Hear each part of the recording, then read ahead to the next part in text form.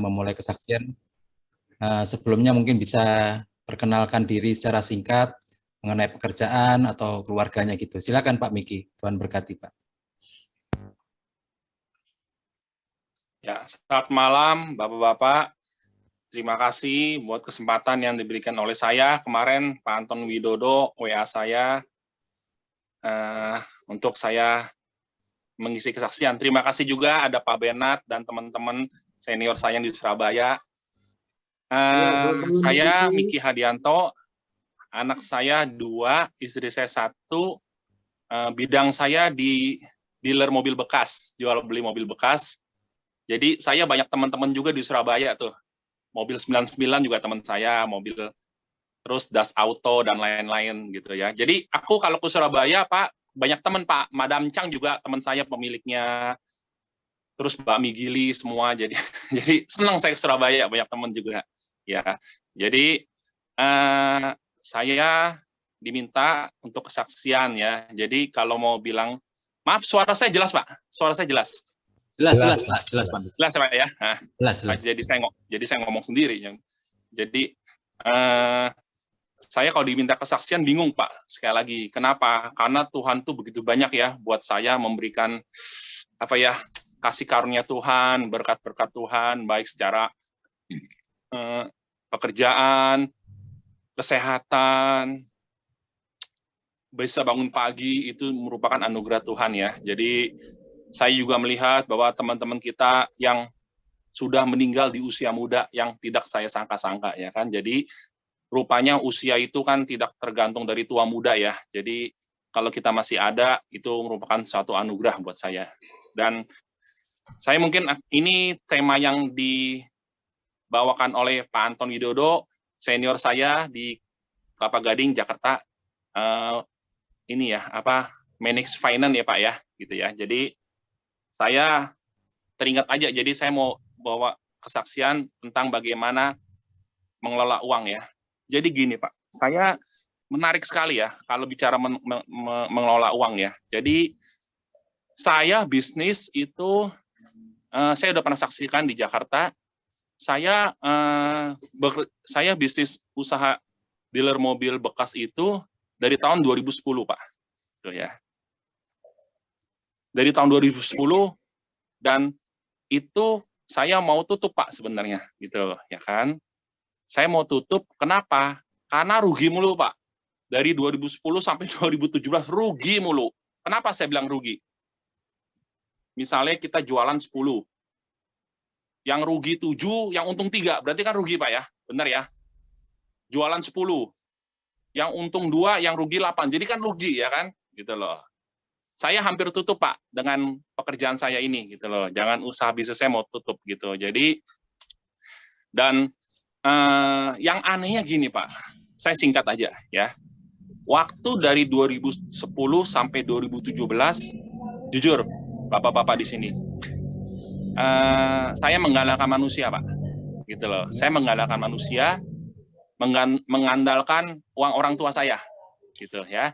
Nah, yang ironisnya Pak, 2010 sampai 2017, 18 awal, itu saya rugi, ya kan? Sampai ibu saya bilang, udah Miki, kamu ini jangan mengharapkan manusia, gitu ya. Jangan berharap sama manusia, berharap sama Tuhan yang tidak ada terbatas, ya kan? Nah, saya ini Pak, saya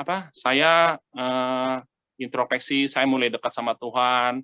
Rupanya saya berdoa, rupanya yang saya rugi ini ternyata bukan bisnisnya yang salah, Pak, gitu loh. Jadi mindset saya, manage saya yang salah dalam berbisnis. Memanage bisnis saya itu saya yang salah. Jadi saya rugi. Ya kan? Nah, singkat cerita, 2018 akhir sampai hari ini, puji Tuhan, saya bisnis jualan itu untung terus, Pak. Itu ironis sekali Pak ya, ironis banget gitu. Saya juga nggak nyangka gitu. Saya juga nggak nyangka kok bisa begini ya rupanya ya gitu ya. Nah jadi ini menarik banget Pak ya. Saya sampai bilang sama saya ngeliat teman saya Pak, masih muda, usianya masih belum 40, Ini apa sih?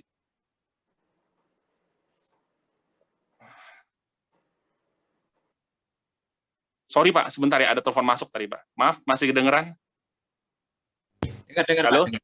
Dengar, Pak. Ya, sorry ya, ada telepon masuk karena saya zoom-nya pakai handphone sih. Nah, jadi 2000 gini Pak. Jadi gini, saya punya teman umurnya belum 40, gajinya 100 juta Pak. Ya.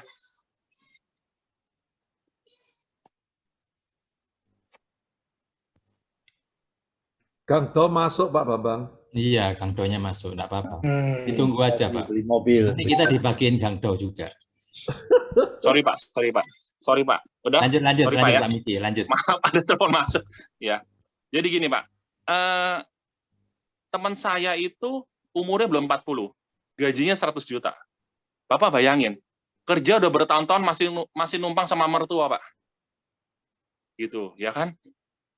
Saya bilang sama teman saya, ya, ini gaji 100 juta, lu harusnya beli rumah, saya bilang, ya. Lu nggak malu tinggal sama mertua, saya bilang, ya kan? Iya bro, gue bingung, gaji gue besar, 100 juta belum bonus, kenapa gue nggak bisa beli rumah, katanya. Lu ini salah mengelola keuangan, saya bilang. Jadi saya bilang gini sama teman saya, kita ini berbisnis, ya, atau membangun rumah tangga, masalah keuangan, itu bukan berapa banyak yang kita dapatkan. Tetapi berapa kita mampu untuk kita mengatur keuangan itu yang penting kalau saya bilang sama teman-teman saya gitu ya. Lu mau penghasilan lu 100 juta, lu mau penghasilan lu 150 juta, tetapi kalau Anda tidak bisa mengatur keuangan dengan baik, itu nggak bisa nabung Pak, nggak bisa ada hasilnya gitu ya kan. Makanya jadi saya ngelihat gini Pak, 2018 sampai 2022 saya mengandalkan Tuhan benar-benar Pak. Dan anehnya gini ya, bapak-bapak, teman-teman yang saya kasihi, senior-senior, lagi saya mengandalkan manusia, ibu saya nggak bisa berkembang, Pak. Tetapi ketika saya 2018 sampai hari ini, saya berbisnis, apa yang terjadi? Saya ada pelipat gandaan, Pak, dalam usaha saya. Itu ironis banget, Pak, gitu ya. Ketika saya mengharapkan manusia, saya stuck, Pak. Bisnis saya stuck, malahan turun. Ya. Tetapi ketika saya mengandalkan Tuhan, bukan hanya stuck, Pak. Bukan hanya stuck, tapi meningkat. Gitu, ya kan? Nah, makanya saya ngeliat sekali, Pak, bahwa sekali lagi ya, saya melihat bahwa kalau kita mau mengatur uang itu, kita mau membeli sesuatu, kita mau menyimpan sesuatu, bukan berdasarkan besar dari pendapatan yang kita dapat, Pak. Tapi penting banget bagaimana kita bisa mengatur uang dengan baik, ya kan? Jadi, saya bersyukur sekali ada di Full Gospel ini, Pak, ya. Jadi, saya bersyukur sekali di Full Gospel ini, saya melihat bahwa saya semakin mengerti diri saya siapa, gitu ya. Apa fungsi saya sebagai pria, ya kan? Jujur, Pak, ya, teman-teman ya, itu mengatur saya kebetulan, puji Tuhan, saya ditunjuk sebagai AD. Saya mengatur teman-teman member itu untuk ikut konvensi, untuk ikut men's camp, itu nggak gampang loh Pak. Ya, itu nggak gampang loh. Itu ngatur itu mereka nggak gampang. Kalau saya paksa mereka, mereka bisa bilang, lu siapa gua, Mik? Gitu, ya kan? Lu gaji gua, ya kan? Gitu. Jadi kita seperti konvensi ini, Bapak-bapak ya. Saya telepon satu ke satu, ajak ngopi, akhirnya mereka mau ikut, Pak. Kami baru buka chapter baru lagi, dan puji Tuhan, banyak member-member yang baru. Gitu, ya kan? Jadi, kemarin kami buka chapter baru, dan puji Tuhan, dari agama Buddhis, didoain sama Pak David Sadikin, dia mau terima Tuhan, Pak. Itu luar biasa, Pak, dampaknya, Pak. Gitu kan? Bahkan dia mau ikut pet member, Pak. Ya kan? Jadi, makanya sekali lagi, Bapak-bapak, saya nggak bisa panjang ngomong banyak lebar, karena begitu banyak berkat Tuhan buat saya. Bukan hanya pekerjaan saja, bukan hanya materi, tapi dalam segala hal Tuhan mencukupkan segala hal. Itu aja Bapak-bapak, Tuhan Yesus memberkati, terima kasih. Oke, haleluya, luar biasa Pak Miki. Ya kita diingatkan ya sama Pak Miki ya, selalu mengandalkan Tuhan ya. Jadi apapun yang kita punya, harta, kekayaan, kedudukan, pekerjaan, kita harus tetap mengandalkan Tuhan, minta pada Tuhan hikmat dari Tuhan untuk bagaimana kita bisa bijaksana ya, mengelola ya, memanage keuangan kita dengan baik. Mana yang boleh kita pakai, mana yang harus kita bagi, seperti itu. Terima kasih Pak Miki, luar biasa. Oke, saya persilakan Pak Antono Widodo untuk bisa memulai sharingnya. Tuhan memberkati. Perkenalan singkat dulu ya Pak Antono, boleh Pak ya? Boleh. Ya, silakan Pak. Ya. Anton apa Suaranya Antono? cukup jelas ya Pak. Ini Suaranya jelas. Bambang, ya. Suaranya jelas Pak. Oke, makasih. Silakan Pak. Ya, sekali lagi selamat malam Pak Bernard, Pak Alek, Pak Ayung, Pak ini apa? Ya.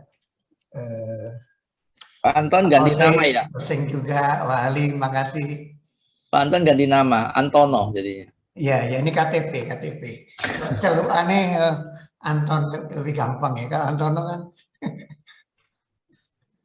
Ya, by the way, Pak itu ya, CP, Pak Indra Setiawan, terima kasih. Saya kaget juga ini kalau chapter begini banyak ya. Kalau Jakarta kayaknya Zoom satu chapter, walaupun beberapa dikunjungi nggak bisa sampai 30 ya. Kita paling chapter itu 12, 10 ya. Nah, ini memang saya melihat kalau soal spiritual ini, Timur ini memang dahsyat. Makanya kalau saya lagi kunjungi cabang saya di Surabaya, ya tadi nama saya Anton Widodo, saya selalu sempatkan ke teman-teman yang di Surabaya, di FGP maupun di kantor sekretariat Kanwil Timur. Ya, saya punya istri 1, anak 2, dan anak saya yang pertama udah 34 tahun sudah punya cucu, anak perempuan. Jadi anak perempuan saya punya cucu, 1 laki Kenso, yang kedua Kiana. Ya, yang laki Kiana, Kenso, suaminya Aditya. Anak saya yang kedua adalah laki. Yang pertama tadi Natasha, kedua Kevin, Robertus Kevin. Ya, dia aktif juga di FGB. Puji Tuhan, istrinya Mikal ya sampai hari ini belum dikarunia anak, dan kita percaya waktu Tuhan pasti tidak pernah terlambat. Itu sekilas, dan bisnis saya dari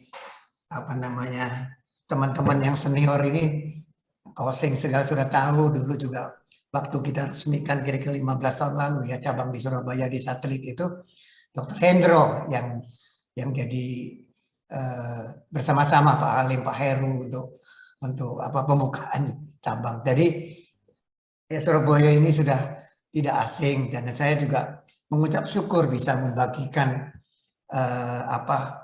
nanti sharing firman, di mana sebenarnya hanya mengingatkan lah, saling mengingatkan, kemudian merefresh kembali bagaimana kita mengelola bisnis, ya tentunya mengelola keluarga ya. Sebelum saya lanjutkan, izinkan saya berdoa. Mari saudara sekalian yang terkasih, kita berdoa. Bapa di sorga, kami mengucap syukur Tuhan. Kesempatan pada malam hari ini, biar pengurapan penuh atas hamba-Mu Tuhan, mengurapi pikiran, mengurapi lidah kami Tuhan. Dan kami juga mau yang baik yang mendengar, maupun hamba-Mu yang menyampaikan kebenaran firman Tuhan. Supaya kami semua mendapat hikmat, mendapat tuntunan, sehingga kami dibukakan Tuhan hikmat-hikmat yang baru Bapa, di dalam keuangan, di dalam segala hal.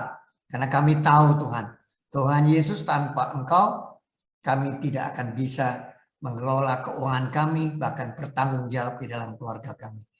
Dalam nama Yesus Tuhan kami mengucap syukur. Haleluya, amin. Jadi bisnis yang boleh kami kelola ya, perusahaan keluarga itu bisnis trading awalnya ya, sampai hari ini kami impor. Jadi punya beberapa prinsipal ya, ada yang dari kebanyakan dari ASEAN ya, Singapura, Malaysia, Thailand, baru kita dapat dari Cina juga.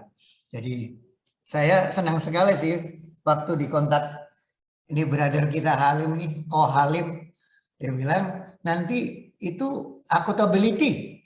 Ya udah gampang lah, subtemanya apa? Ya itu aja lah. Kemarin ya mungkin ya.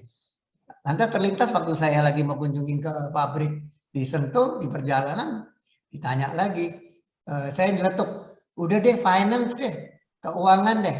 Artinya tanggung jawab dalam keuangan kan, accountability. Nah, itulah saya percaya bukan satu kebetulan. Sebenarnya saya dijauhkan Tuhan lah, saya juga sama belajar ya, belajar mengelola perusahaan yang dari 30 tahun lalu. Saya bukan sering, beberapa kali ke kantor Pak Bernard, karena mantu Pak Bernard, Pak Iwan Gui itu juga bisnisnya food. Ya terima kasih Pak Bernard, kayaknya sampai hari ini masih berbisnis kita. Jadi saya regenerasi, anak saya yang pertama Natasha ini sudah 7 tahun mengambil alih bisnis saya. Jadi sebenarnya saya mirip-mirip Pak Bernard deh, kita di belakang layar aja. Karena Pak Bernard mungkin udah 10 tahun lalu lebih itu di belakang layar. Dia tinggal anak-anaknya yang operate perusahaan. Karena memang kalau kita nggak berani regenerasi, karena ini juga satu kendala sebetulnya ya. Bukan sekedar kita mengelola keuangan. Kalau kita tidak segera meregenerasi anak-anak kita, mempersiapkan jauh-jauh hari, karena sampai hari ini pun saya masih mentor.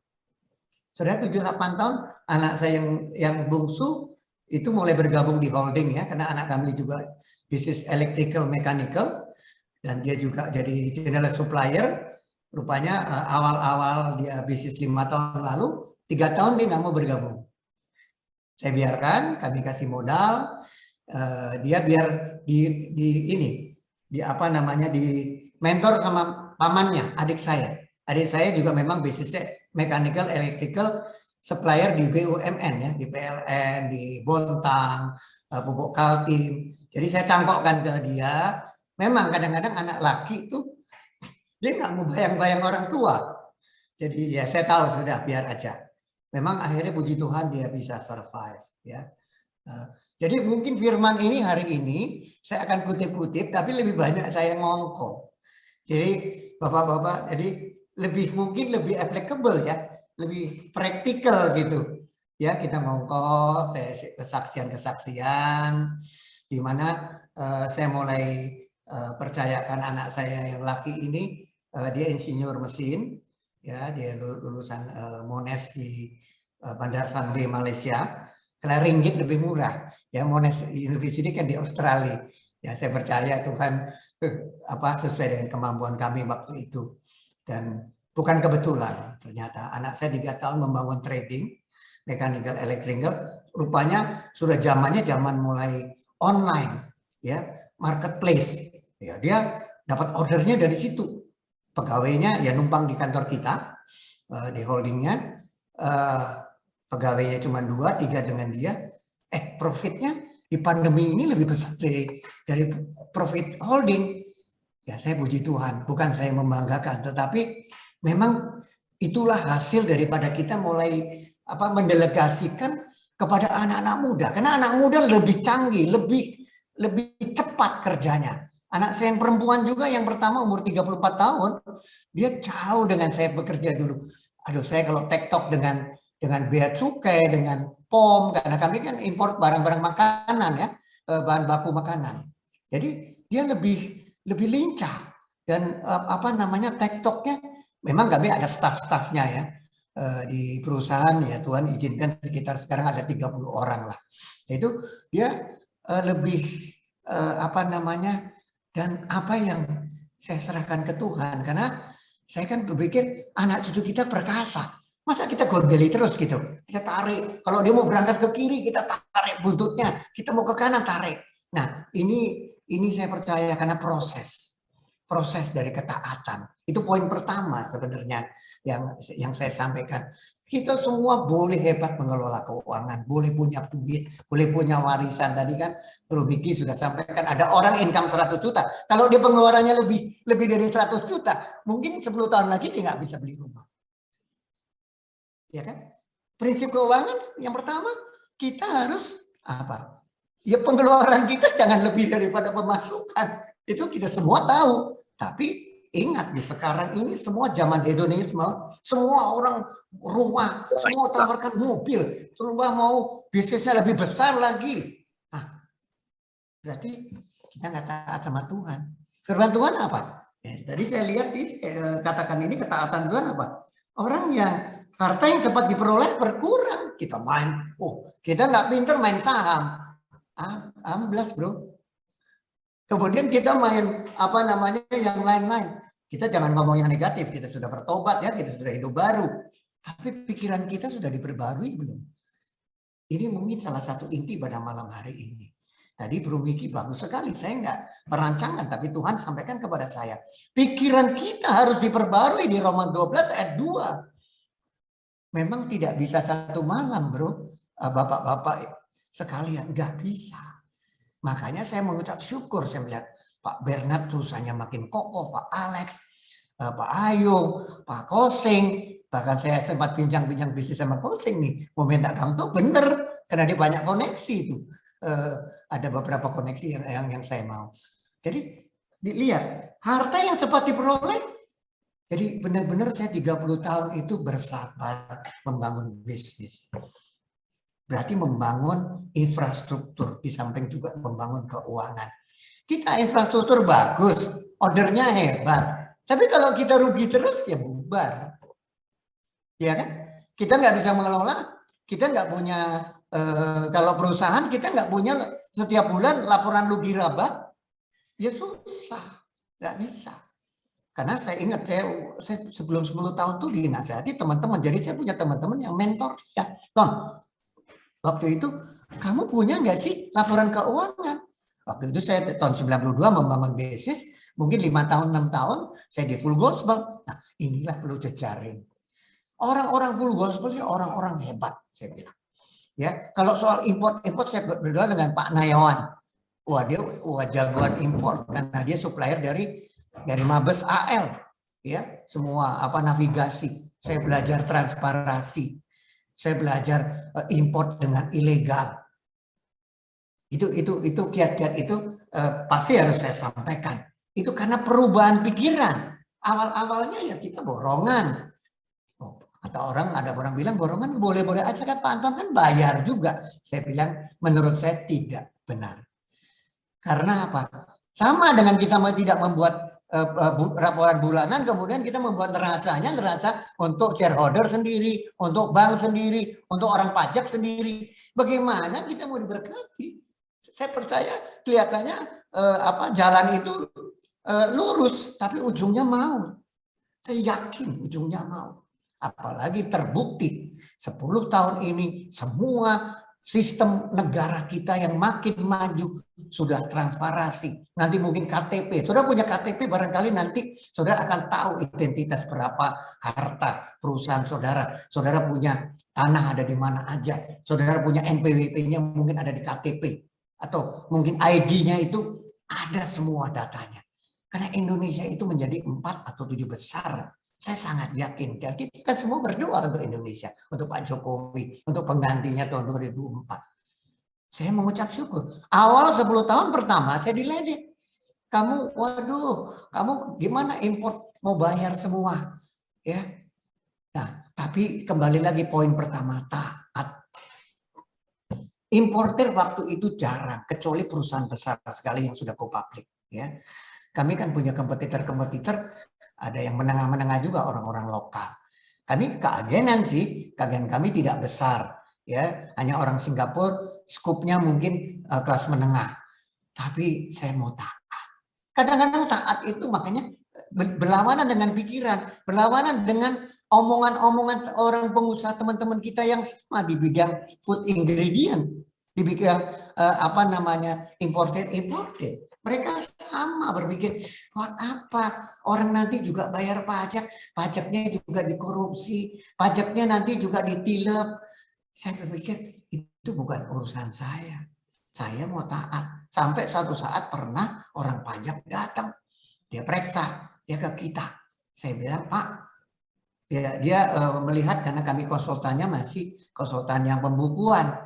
Jadi bukan konsultan yang benar, yang sekarang ini kami juga punya perusahaan konsultan. Sejak itulah kami berpikir, wah kalau saya punya beberapa perusahaan harus punya perusahaan konsultan.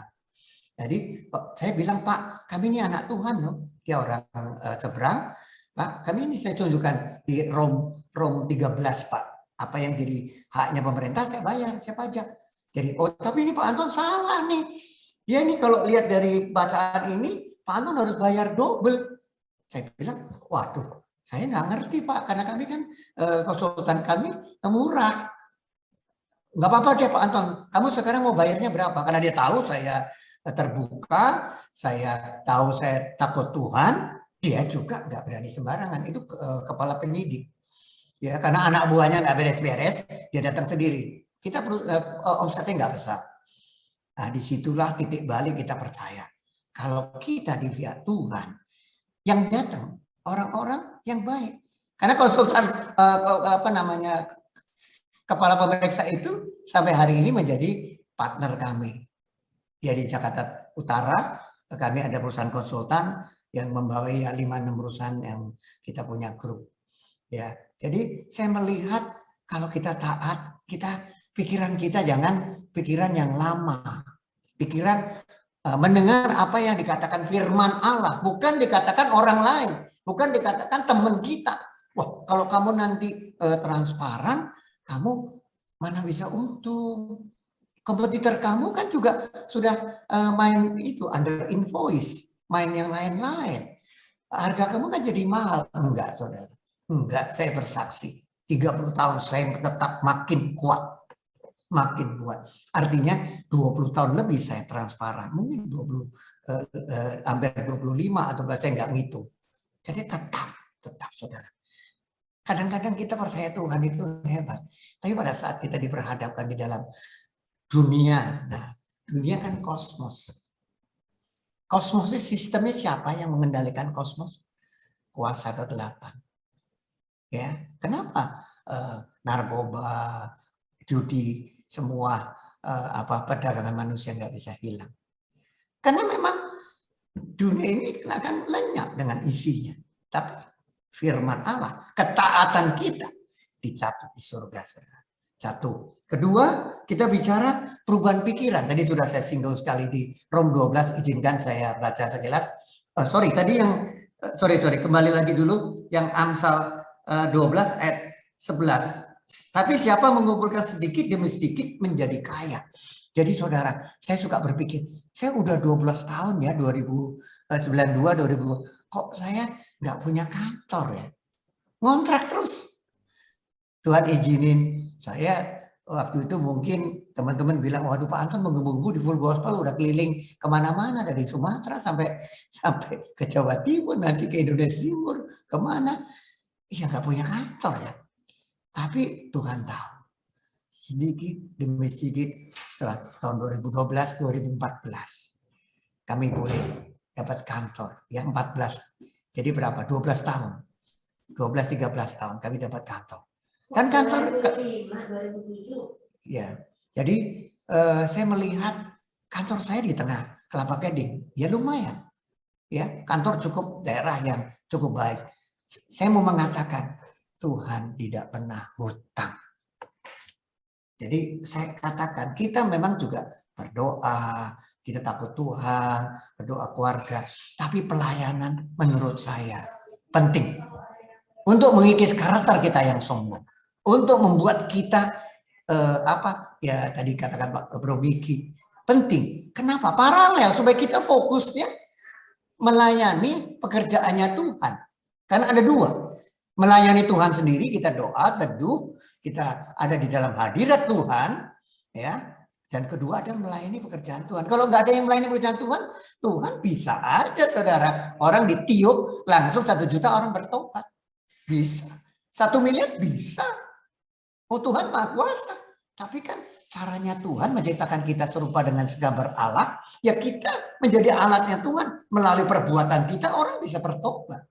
Melalui perkataan kita, karena firman itu adalah perkataan yang dahsyat. Jadi saya kalau berdoa, emang saya melihat di masa pandemi, saya makin berapi-api karena saya mendengarkan khotbah-khotbah di YouTube sampai 4-5 setiap hari itu minim-minim 2. Saya jalan pagi, saya dengerin khotbah. Jadi saya pikir saya nggak mesti tunggu hari Minggu saya kebaktian, enggak. Jadi ternyata itu firman itu merubah pikiran. Ini poin kedua. Jadi loh Pak Anton, apa sekarang aja pandemi merubah pikiran? Justru kan 30 tahun lalu, bahkan saya dibaptis Roh Kudus tahun 40 tahun lalu. Saya diproses sejak saya umur 20-an. Saya sudah diproses. Walaupun jatuh bangun, tapi cara pikiran kita, mulai saya bekerja 14 tahun, saya bisnis, pikiran saya sudah lebih teguh. Saya akan bayar pajak. Saya punya pembukuan 1. Saya import, saya minta nasihat-nasihat supaya transparan. Semua sampai PPH import 22, 23. 23 itu kalau sewa, 24, 25 pajak badan, dan terus pajak-pajak dari cukai saya bayar. Sewa bayar. Orangnya yang nyewain, pinjam kantor yang lama nggak mau, kadang-kadang ganti-ganti sama kita, dia nggak mau bayar, saya yang bayar. Pengorbanan, saudara. Kan kita juga hidup harus menyalipkan diri demi apa? Tuhan sudah terlalu baik sebenarnya. Kita nggak bisa bilang kita taat. Yang membuat taat Roh Kudus melalui firman itu, melalui Yesus yang ada memenuhi kita. Karena apa? Hidup kita kan bukan kita lagi, Kristus Yesus hidup kita, tapi perbuatan kita juga harus nyata di dalam mempersiapkan manajemen perusahaan, mempersiapkan kita saat berdoa untuk ketemu klien-klien kita. Baru tadi saya ketemu satu klien, ya, satu klien yang kami memang sempat kecewakan karena kami punya satu prinsipal, dia pindah pabrik, barangnya tersendat, dia ganti, kita nggak apa-apa, kita datangi dengan perlu apa? Kita bertanggung jawab tadi, accountability, bertanggung jawab, kita minta maaf, tapi dia akhirnya tetap mau pakai beberapa item. Bahkan kami percaya ada beberapa perusahaan yang kami sudah hilang karena pandemi, karena ini global krisis, supply juga kacau, harga juga kacau, banyak naik, ada sebagian kembali, saudara. Kembali ke kita. Bukan karena kita mungkin sudah 30 tahun perusahaan, tapi karena mungkin saya percaya kalau kita bertanggung jawab, kita ada transparansi, ada keterbukaan, ini penting. Kalau kita salah, kita minta maaf kepada customer. Kalau kita nggak bisa supply, biar dia pakai kompetitor kita, karena dia pabrik. Karena kami biasa main supply pabrik. Kalau kita nggak disuplai, dia marah dia. Karena bahannya kita ini specialty. Ya, flavor, ada thickener, ada stabilizer, ada solvent tertentu, emulsifier. Jadi ini satu paket sebetulnya. FGB kan sudah mengajarkan mengenai apa itu ya. Pak Alim kemarin bilang fast, faithfulness, accountability, submissive, dan transparency. Submissive, kita di full gospel paling susah. Ya, kalau awal-awal kita melihat, karena orang pengusaha ini ngebosi semua. Nah, kita belajar, saya belajar penundukan diri di full gospel. Kadang-kadang kita nggak suka. Kalau ya mungkin saya 30 tahun lebih, waduh, terpaan itu banyak. Atau teman-teman yang nggak mau submisif, kita bujuk, kita bangun hubungan, ya, tidak mau penundukan. Itu tadi yang fast, FAST. Tapi kita kembali setelah ketaatan, kita lihat, saya sangat senang nih, saya mau mengutip Abraham di Roma, kitab Roma 4. Ini saya merupakan satu rema yang sampai hari ini saya suka kalau doa juga, kita lihat Roma 4 ayat 18. Roma 4 ayat 18. Ini Abraham, kita semua tahu, Abraham itu ya, terima kasih banyak. Ya, sebab sekalipun tidak ada dasar untuk berharap, namun Abraham berharap juga dan percaya bahwa ia akan menjadi bapa banyak bangsa menurut telah difirmankan, demikianlah banyaknya nanti keturunanmu. Imannya tidak menjadi lemah walaupun ia mengetahui bahwa tubuhnya sudah sangat lemah karena usianya telah kira-kira 100. Bahwa rahim Sarah telah tertutup, tetapi terhadap janji Allah ia tidak bimbang karena ketidakpercayaan, malah ia diperkuat. Nah, kata-kata ia diperkuat di dalam imannya dan ia memuliakan Allah. Jadi biar aja, atau mungkin ini saya mau sedikit izinkan saya mengulas Jadi di sini saya melihat Abraham 25 tahun dia menunggu dengan ketaatan. Bukan sekedar dia iman. Iman yang terus-menerus, kepercayaan kepada Tuhan. Terus. Pada saat itu berarti usianya 75. Ibu Sarah berarti 10 tahun, kira-kira 65. Berarti kalau secara umum tidak ada dasar untuk dia percaya. Tidak ada dasar. Orang nenek-nenek 65 tahun mau melahirkan, dia sudah mati haid. Ya, rahim tertutup. Tapi Abraham, saya lihat 25 tahun. Dia sempat sih, nggak enak ya. Sempat dikatakan sama istrinya, boleh nggak? Istrinya yang sampaikan, ini aja Hagar ambil deh salah satu bujangnya. Tapi saya melihat, dia benar-benar bapak orang beriman. Karena ketaatan. Luar biasa. Dan saya percaya, Abraham ternyata bukan dari orang Yahudi. Karena dia darah Irak Timur. Ya, Babilonia sana. Ur-Kasdim. Dia dari Ur-Kasdim. Ya, tapi kita bisa melihat. Sebenarnya yang jadi masalah bukan dari rasial apa, bangsa apa yang penting. Buktinya sekarang kita menjadi bangsa-bangsa Yahudi yang diperbaharui, yang baru. Yang mendapat janji Allah. Ya, kehidupan kekal, dan kita menyampaikan kabar gembira. Jadi saya melihat tidak ada dasar setiap kita. Saya sering menghadapi masalah-masalah. Waktu awal tahun, dalam 2 tahun kami pandemi, saya terima kasih Tuhan. Kami masih ada keuntungan. Ya, saya mengucap syukur. Tapi di tahun ini kami mengalami kesulitan yang luar biasa. Tapi setelah saya melihat janji-janji Allah yang luar biasa, ya termasuk Abraham. Jadi di pikiran saya selalu apa? Tidak ada yang mustahil bagi Tuhan. Saya ucapin dalam setiap doa di kamar doa saya.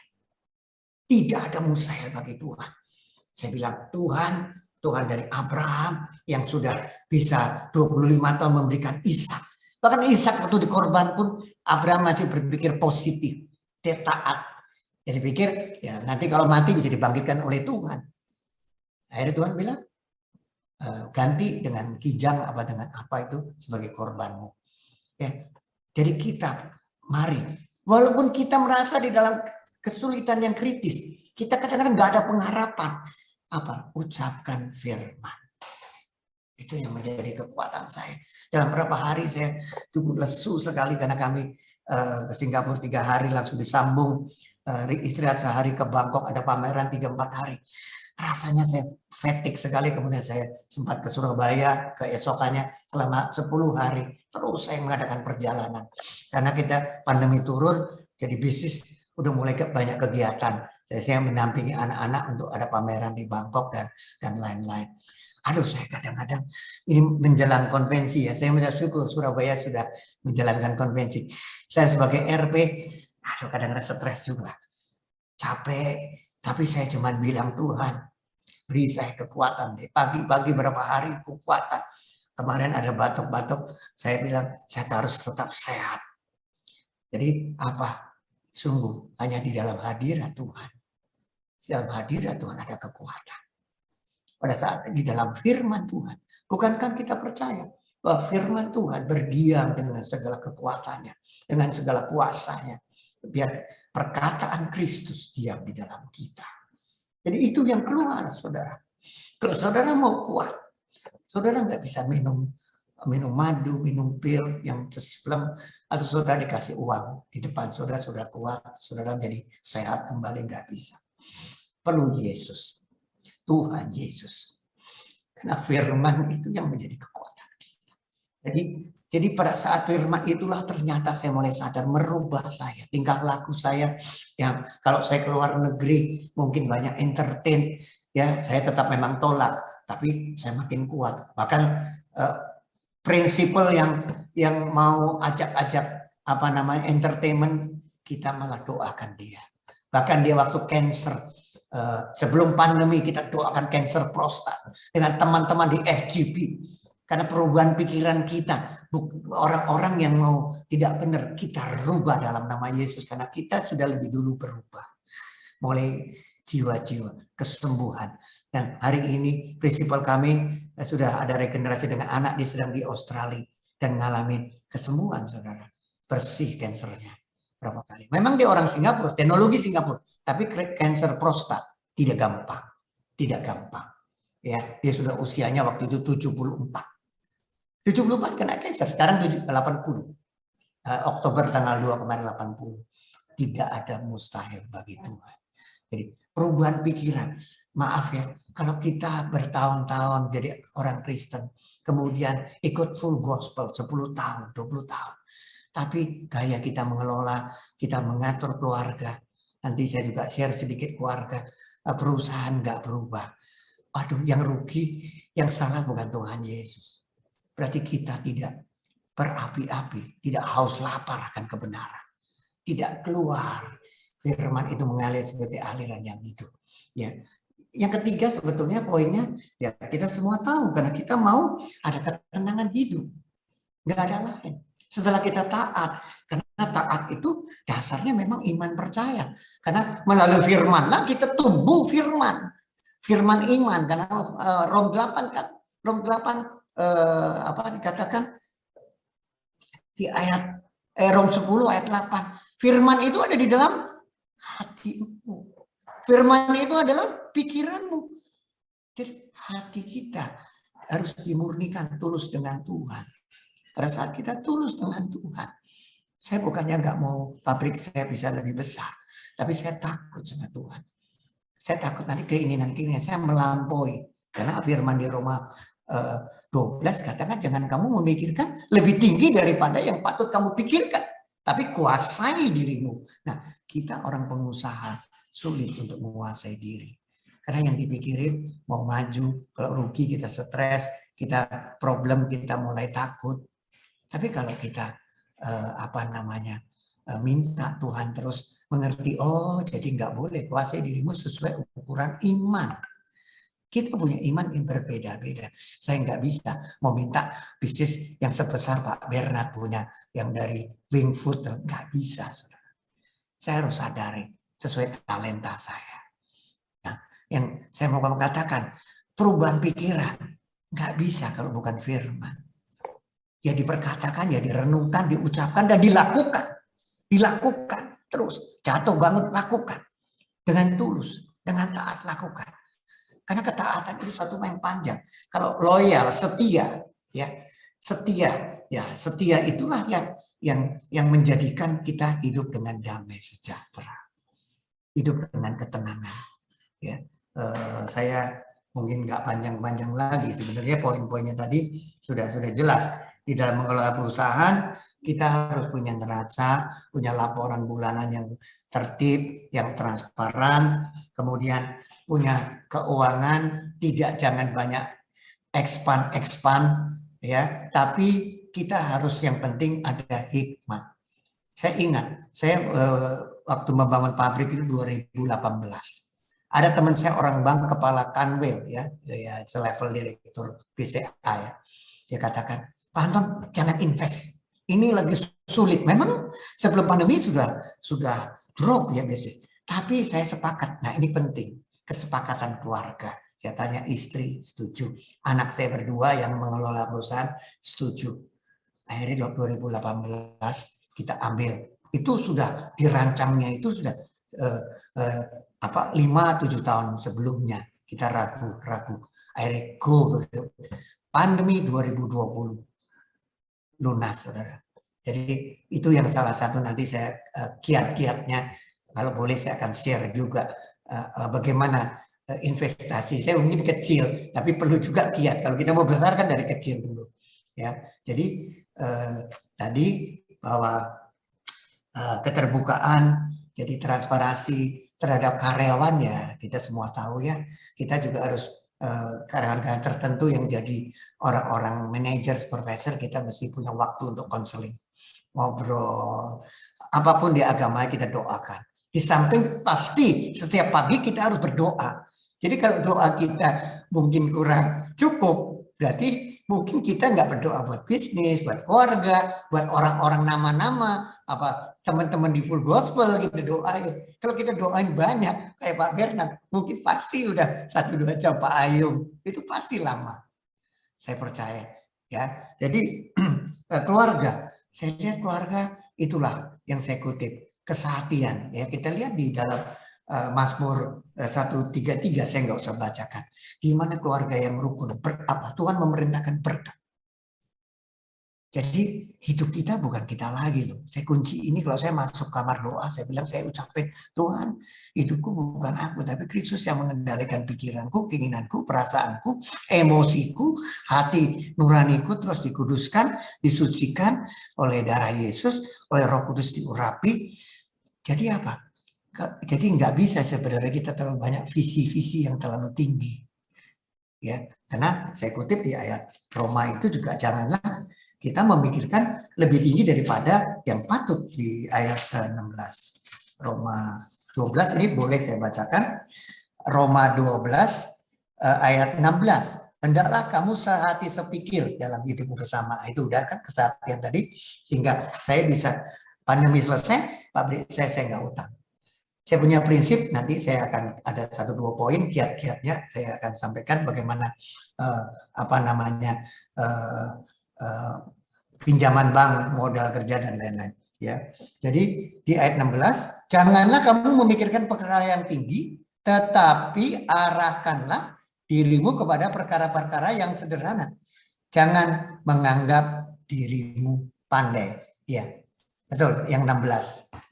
Terima kasih banyak nih, Pak Chandra. Ya, iya. Jangan memikir, jadi arahkan dirimu kepada perkara yang sederhana. Janganlah menganggap diri pandai. Tapi bukan berarti Tuhan nggak bisa bikin mujizat, tidak ada mustahil. Mujizat, saudara. Hidup kita karena berkat itu bukan karena usaha kita. Kalau saya bilang memang agak, kalau keselamatan kita tahu ya, itu anugerah. Tapi menurut saya berkat juga anugerah. Satu rahmat. Karena saya udah ngomong sama beberapa orang-orang non-Kristen, orang Buddha, orang itu. Benar, dia percaya sekali itu. Pengusaha-pengusaha mereka sukses karena hoki, dia bilang blessing. Blessing of the Lord make one rich, but add no sorrow. Add no sorrow with it, atau add no trouble to it. Jadi kalau berkat Tuhan, pasti kita sehat, keluarga kita rukun, anak cucu kita juga sehat, mereka juga rukun, dan mereka juga bisa memegang perusahaan dengan baik, mereka suami istri, mantu, anak mantu kita juga baik. Mungkin nggak bisa kita rame-rame terus dengan mereka pergi bersama-sama. Waktu kita masih belum punya mantu bisa, tapi kita bisa lihat ya, perusahaan kita berkembang sesuai kehendak Tuhan, artinya sesuai iman kita. Kita harus cek iman, bukan perasaan, bukan emosi, bukan ambisi, bukan nasihat orang lain. Oh, kamu mesti begini. Itu kan teman saya baik, orang bankers. Tapi saya nggak turutin dia. Saya turutin suara Tuhan, apa konfirmasinya keluarga dan keuangan kami sehat. Kami installment. Besar juga sih installmentnya tiap bulannya. Kami nggak pernah mau lama-lama, 2 tahun selesai. Jadi hidup dengan ketenangan, ya kita sudah tahu tadi, apa yang saya katakan, kalau kita pikirkan sesuai kuasai diri, kita akan tenang. Kemudian tidak memikirkan yang macam-macam di ayat 16, ya pikiran yang sederhana, pasti kita tenang. Sederhana itu bukan simple dalam arti pikiran yang kecil.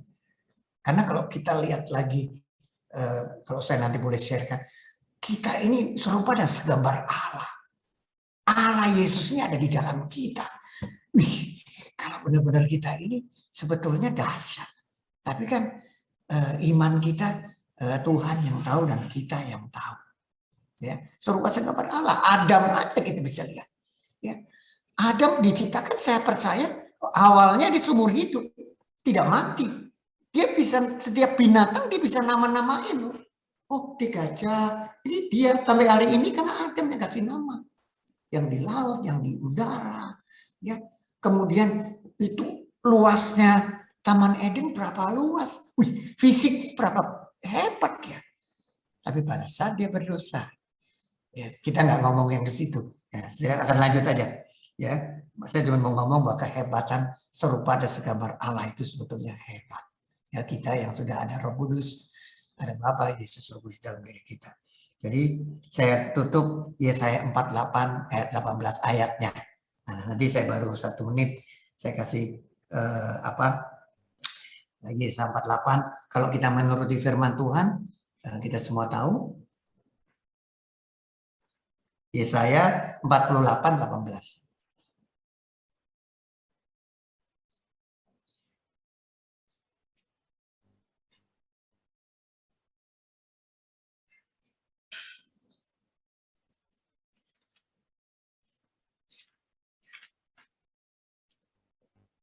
Sekiranya engkau memperhatikan perintah-perintahku, maka damai sejahteramu akan seperti sungai yang tidak pernah kering, dan kebahagiaanmu akan terus berlimpah seperti gelombang-gelombang laut yang tidak pernah berhenti. Jadi ada 2 poin ya. Jadi damai sejahtera kita tidak pernah kering. Makanya kalau kita damai sejahtera Allah yang melampaui segala akal tidak pernah kering, mengalir, mestinya kehidupan kita penuh dengan ketenangan, karena kalau anak kami yang waktu menghadapi komplain dari banyak customer karena dalam 3-6 bulan satu prinsipal itu benar-benar tidak pernah kami alami, tapi firman Tuhan tetap kuat, pedang bermata 2 yang tajam yang dahsyat, tetap hebat. Yesus hebat. Ya, damai sejahtera yang melampaui segala akal. Jadi akal budi kita udah dirubah. Jadi ya udahlah, yang nanti ada yang hilang, ada yang dapat. Tuhan yang memberi, Tuhan mengambil. Saya bilang mana saya. Ayo kita berdoa, kamu supaya kamu tenang, nggak usah khawatir. Dia pasti khawatir karena dia tektok dengan prinsipalnya kacau, prinsipalnya juga keuangannya kacau, jadi suplainya kacau. Tapi kita jangan mau kacau. Dunia boleh kacau. Tapi kita tidak bisa kacau. Kita berpegang firman yang kokoh, yang kuat. Ya. Nah, 1 menit izinkan, saya sih mungkin konservatif ya, orang-orang lama. Saya kalau mau kredit bank itu 30% aja dari aset saya. Kadang-kadang saya pikir nanti lama-lama juga jadi 20%. Asetnya misalnya 1 miliar, kita pinjamnya 200 juta aja deh. 300 juta deh, gitu. Nanti dari 300 itu modal kerjanya itu masih naik turun loh, nggak kita pakai semua. Jadi cukup radikal. Kalau bank kan mau ngasih 60-70% itu urusan bank. Ya, kemudian itu untuk modal kerja. Kalau installment, investasi, installment saja. Karena saya punya mentor-mentor usahanya yang udah lebih besar dan investnya dia, waduh aset dia udah lumayan lah, triliun juga. Saya minta nasihat. Gimana caranya kamu bisa punya gedung gitu banyak, bisa punya perusahaan begitu banyak, importer juga punya, buka di Kebayoran di mana cabangnya. Karena saya kalau beli installment, ya beli aset, dari keuntungan dia beli aset installment. Ada 2 tahun apartemen, ada ruko. Nah, itu mulai saya praktekkan. Tapi saya pikir kadang-kadang dibilang bodoh juga, kurang cepat katanya. Itulah tip yang saya boleh, hikmat yang Tuhan kasih. Ini bukan satu patokan yang mati. Terima kasih. Dan biarlah menjadi berkat. Dan saya izinkan juga saya mau berdoa untuk bapak-bapak yang saat ini sedang bergumul. Biar kita memandang kepada Tuhan Yesus. Dan izinkan saya berdoa. Dan yang punya beban apapun boleh angkat tangan, dan apakah bisnis, apakah keluarga yang ada sejahtera, belum sehati, mari, karena dulu sama saya juga dibangun dari keluarga yang sama-sama keras, saya dengan istri sama-sama bekerja di perusahaan kami, tidak gampang, tapi mari izinkan saya akan berdoa.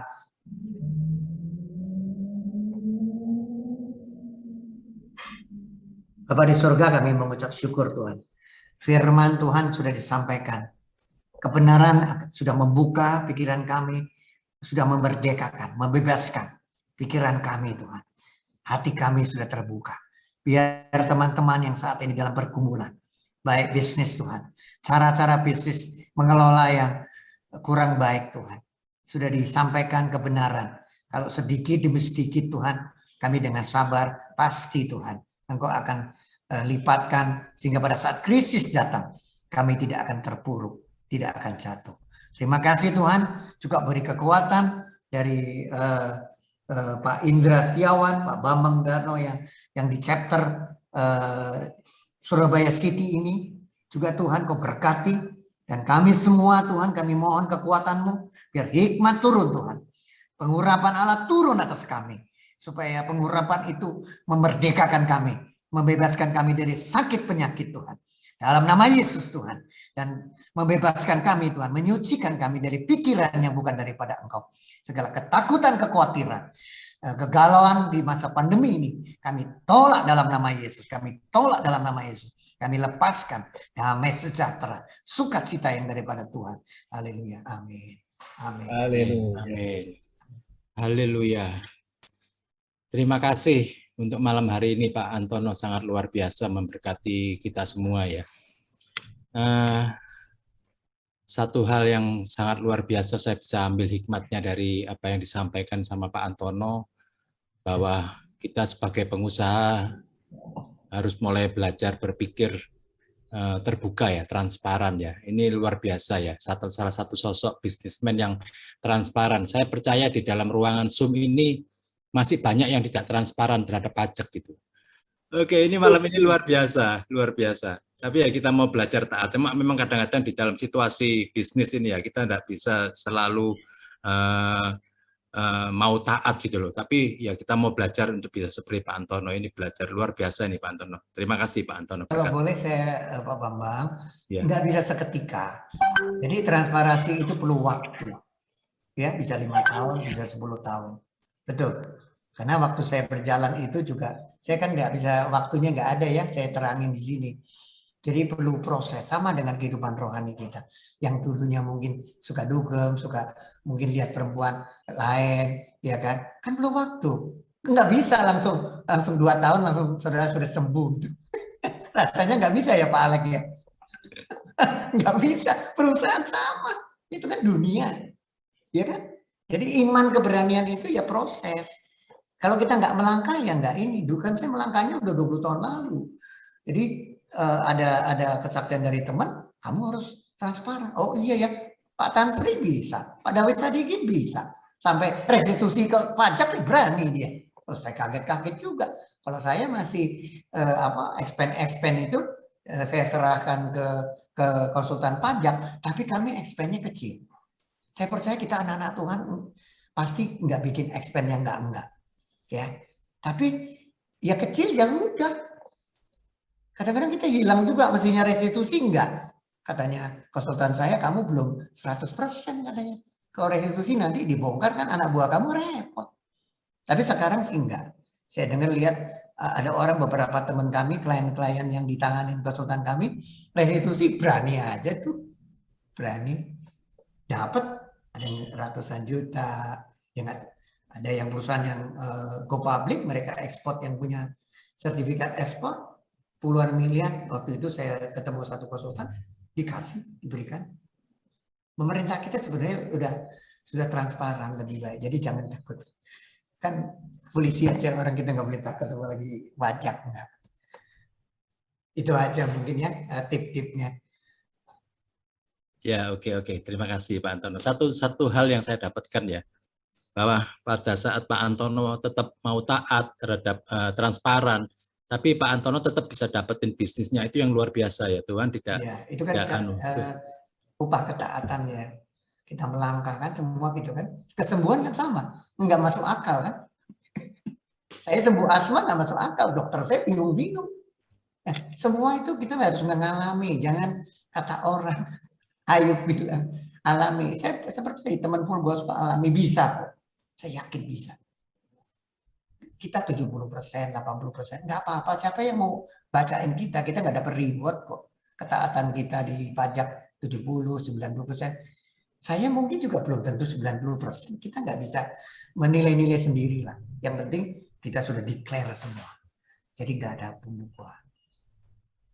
Kami kan ada 4 perusahaan ya sudah declare kecil-kecil perusahaan kami. Ada cuman omset setahun 4 miliar, ada yang berapa, nggak apa-apa. Oke, terima kasih Pak Antono. Ya mungkin ada teman-teman yang mau bertanya, silakan. Pak Alim, silakan Pak Alim. Iya, ngongko aja, ngongko bukan tanya-tanya. Iya, kongko. Silakan Pak Alim. Silakan. Ini teman lama, teman ini jadi suhu betul luar biasa. Enggak juga, jangan gitu. Sama-sama kita belajar. Ya, saya nggak ada tanya. Memang cukup jelas, memang kita harus mengarah ke hal itu. Gitu. Ya, karena tiap hari kita harus makin berubah seperti Kristus itu. Masa pajak memang pemerintahan saya sudah lihat berbeda ya, saat ini sudah berbeda. Terbukaannya jelas mereka, bukan mencari-cari. Kalau dulu, waduh, mencari-cari, benar pun dicari salahnya gitu loh ya.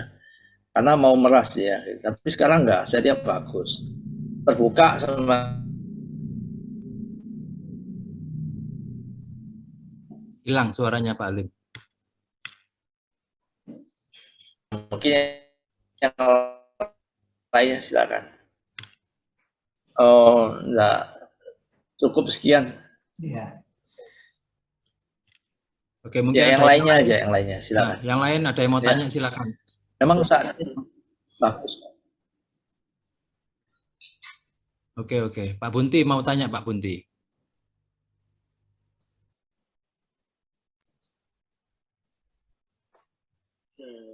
Tanya enggak ya? Saya mungkin sharing gini ya. Saya ini mungkin juga perlu tanggapan juga. Jadi pemikiran saya dulu itu, saya nggak pegang begitu ada uang cash, saya invest. Saya belikan, kayak jam kan naik terus harga gitu. Oh, saya beli jam. Pokoknya uang tuh saya buat pepet, cash flow. Selama ini tuh oke aja gitu jalan. Tapi buktinya tuh nanti begitu ada krisis, kita mau jual juga sayang gitu.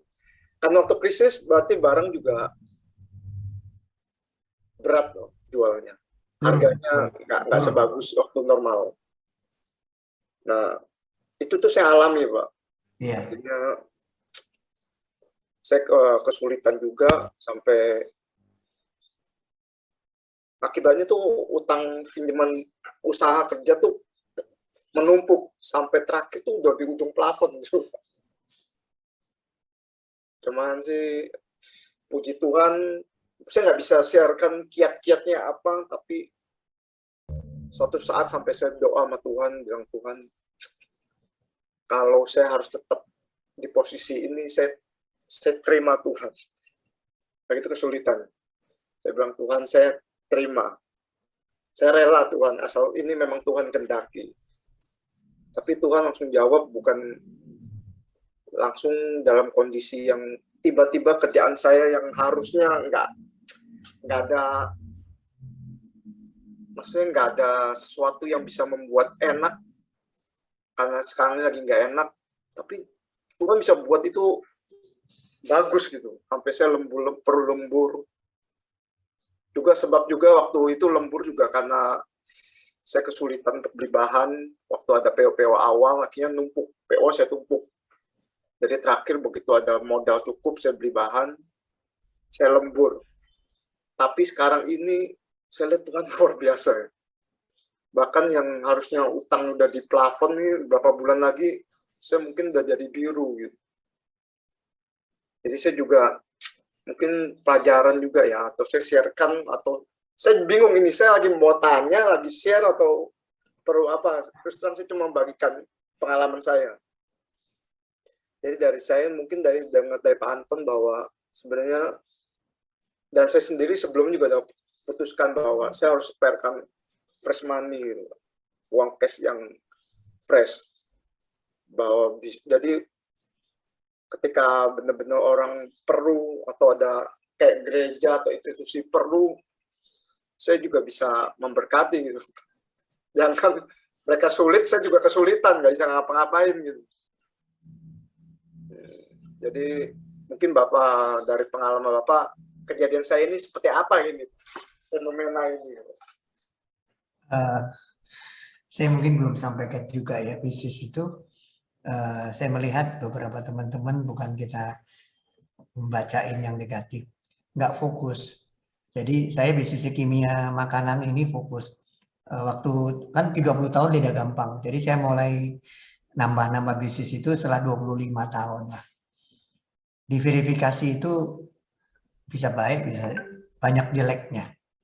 Jadi saya perkuat ya. Kalau saya lihat dari Pak Yohanes ya, Pak Yohanes nggak apa-apa karena pengalamannya dia berani invest pakai uang bank. Saya tahu. Kira-kira gitu ya Pak ya. Bukan verifikasi sih Pak. Cuma saya ini lebih cenderung ke FOMO gitu. Ketika orang bilang, oh dia beli jam untung. Karena saya pengalaman juga kayak gitu, saya beli jam, untung. Saya beli lagi. Begitu ada uang, saya beli lagi. Iya. Ada uang, saya beli lagi. Saya udah, dan pengalaman waktu itu juga, bahwa saya nggak megang fresh money pun masih oke gitu. Karena keadaan masih oke-oke aja. Tapi begitu ada goncangan, nah itu baru benar-benar terasa gitu. Bahwa jadi sekarang ini saya merasa yang dulu saya lakukan nggak benar gitu. Benar nggak? Iya benar Pak. Saya belum ngomongnya 98 saya bangkrut Pak. Jadi rumah saya itu tinggal sisa 20%. Jadi saya nggak bisa utang ke luar negeri. Kemudian prinsipal saya injeksi saya, yaitu kemurahan Tuhan. Injeksi dengan barang. Krisis 98 kan Jakarta ya semua Pak, seluruh Indonesia kan macet. Saya 6 bulan 9 bulan nganggur. Jadi saya itulah membuat saya benar-benar uang ini kalau saya buka cek, kalau saya nggak ada uang saya nggak buka cek. Ya, Bapak deh ya nggak apa-apa karena mengalami dulu, kita semua ngalamin. Udah bagus lah, sadar yang penting jangan besar pasak daripada tiang. Jadi kita semangatnya yang besar, jadi mau cepet untung nanti jadi akhirnya buntung ya, bahkan bisa minus nanti. Karena kalau bunga itu ada bunga berbunga, ya bank itu sama nggak ampun deh.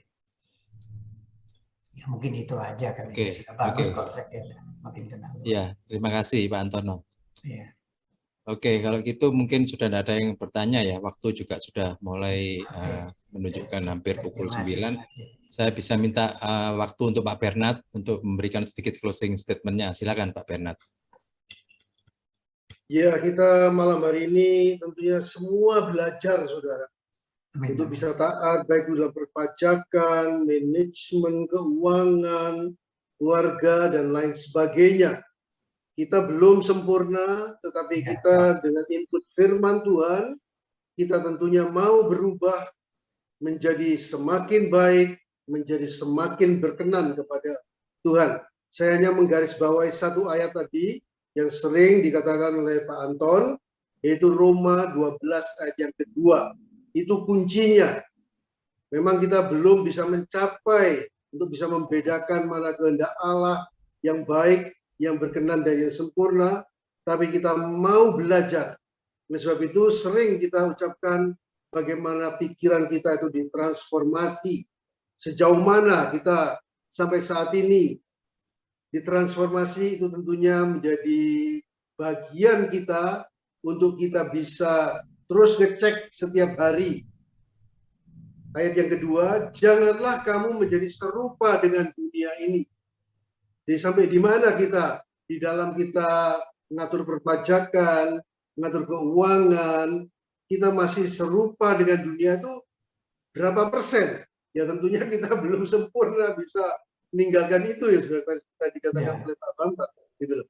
Tapi tentunya kita ada sesuatu yang menjadi dasarnya yaitu firman Tuhan ini. Yang penting apa yang kita lakukan ini serupa dengan dunia atau tidak gitu loh. Kalau kita masih serupa dengan dunia, tentunya kita minta Roh Kudus memberikan kita suatu pengarahan dan kemampuan untuk kita bisa membedakan akan kehendak Allah. Karena dikatakan di sini, berubahlah, harus ada perubahan oleh pembaruan budimu sehingga kamu dapat membedakan manakah kehendak Allah, apa yang baik, yang berkenan kepada Allah, dan yang sempurna. Untuk itu tadi dicontohkan oleh Pak Anton, tiap hari isi dengan firman Tuhan. Pikirkanlah perkara yang di atas. Itu dikatakan di dalam Kolose pasal yang ketiga. Carilah perkara yang di atas. Hal-hal yang sesuai dengan firman Tuhan. Kemudian pikirkan. Itu akan merubah mindset kita. Cepat atau lambat, itu kita akan berubah, saudara. Sehingga dengan demikian, di dalam menghadapi setiap situasi itu, tandanya antara lain. Jadi tadi Pak Anton mengatakan, kalau kita di dalam kesesakan, dalam kesulitan, kita ingat ada firman Tuhan di sini. Tidak ada barang yang mustahil bagi Allah. Tidak ada barang mustahil bagiku yang percaya. Perkatakan itu, saudara. Perkatakan terus itu. Tidak ada barang mustahil bagi Allah. Tidak ada barang mustahil bagiku yang percaya. Kalau kita rasanya menjalankan bisnis ini dengan sulit, saya percaya pada hari-hari ini tentu ada saudara-saudara juga mengalami kesulitan. Kita semua tentunya pernah mengalami kesulitan itu, saudara. Tapi ayo kita berubah mindset kita ini. Tidak ada barang mustahil bagi Allah. Tidak ada barang mustahil bagi kita yang percaya. Amin. Oleh sebab itu, serahkanlah perbuatanmu kepada Tuhan. Dengan selalu kita mengingat akan firman Tuhan itu, maka kita bisa menghadapi hari-hari hidup kita ini. Seperti Yesaya 48 ayat 18 tadi. Kalau sekiranya engkau menuruti akan perintahku, kata Tuhan, itu sesuai dengan kita masukkan dalam firman Tuhan ini, maka damai sejahteramu akan seperti sungai yang tidak pernah kering. Kebahagiaanmu akan terus berlimpah seperti gelombang laut yang tidak pernah berhenti. Ayo kita berdoa, kita serahkan hidup kita kepada Tuhan. Haleluya. Kirama syodni mitakana mataka. Gila baramakana masyene miramatakana. Kami serahkan hidup kami ke dalam tangan-Mu, Tuhan. Ubahkanlah mindset kami. Kami mau berubah, Tuhan. Kami mau berubah, Tuhan. Menghadapi situasi kerjaan kami, khususnya pada hari-hari itu. Mungkin kami menghadapi kesukaran, kesulitan, menghadapi masalah pajak, menghadapi masalah manajemen, dan lain sebagainya. Kami mau, Tuhan, menjaga damai sejahtera Allah. Amin. Yang melampaui segala akal itu menguasai hati dan kepikiran kami. Kami tidak mau memperbolehkan iblis mencuri damai sejahtera kami dengan segala tantangan, dengan segala kesukaran-kesukaran di dalam nama Tuhan Yesus. Segala tipu daya iblis yang mau mencuri damai sejahtera kami tolak di dalam nama Tuhan Yesus. Dan kami percaya tidak ada barang mustahil bagi Allah. Tidak ada barang mustahil bagi kami yang percaya. Kami percaya kami bisa melewati hari-hari hidup kami dengan kemenangan, dengan pengharapan. Sehingga dengan demikian, karena kami menuruti firman-Mu, damai sejahtera kami seperti sungai yang tidak pernah kering. Terima, saudara. Damai sejahtera-Mu akan seperti sungai yang tidak pernah kering. Dan kebahagiaan-Mu akan terus berlimpah. Terima, saudara. Seperti gelombang-gelombang laut yang tidak pernah berhenti. Damai sejahtera, kebahagiaan menjadi bagian kami di tengah-tengah tantangan dalam kehidupan ini.